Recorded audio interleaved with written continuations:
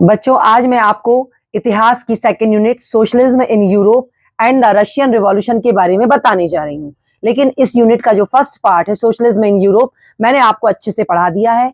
लेकिन अब मैं रशियन रिवॉल्यूशन या रूसी क्रांति के बारे में आपको बताऊंगी। इसके अंतर्गत मैं 3 पार्ट कवर करूंगी। 2.1 रूसी साम्राज्य 1914, द रशियन एम्पायर इन 1914। दूसरा 2.2 अर्थव्यवस्था एवं समाज या इकोनॉमी एंड सोसाइटी। थर्ड 2.3 रूस में समाजवाद या सोशलिज्म इन रशिया। तो पहला है द रशियन एम्पायर इन 1914। तो मैं इसमें आपको बताने वाली हूं कि 1914 में किसकी रूलिंग थी, जार निकोलस सेकेंड।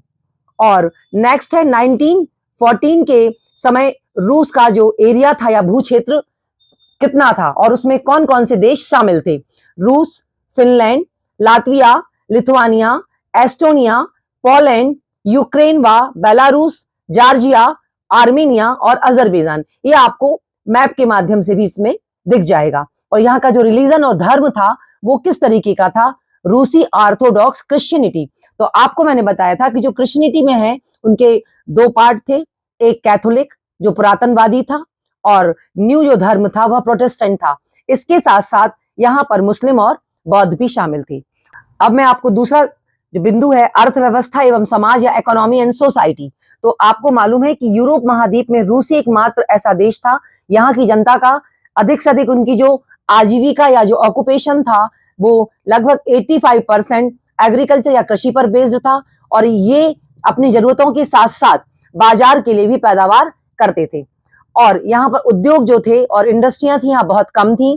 केवल सेंट पीटर्सबर्ग और मॉस्को 2 प्रमुख शहर थे जो इंडस्ट्रियल एरियाज थे।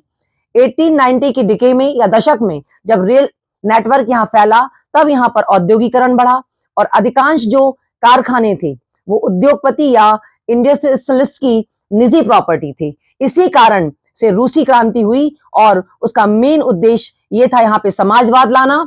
और उनका कहना था किसी व्यक्ति विशेष की संपत्ति नहीं होना चाहिए बल्कि सबकी साझी या पार्टनरशिप में संपत्ति होना चाहिए।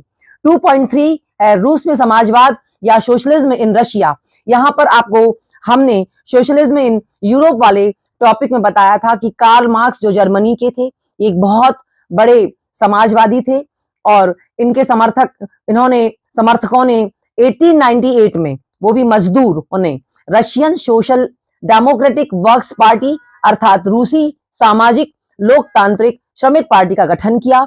और किसानों या जो पीजेंट्स थे उन्होंने भी 1900 में सोशलिस्ट रिवॉल्यूशनरी पार्टी अर्थात समाज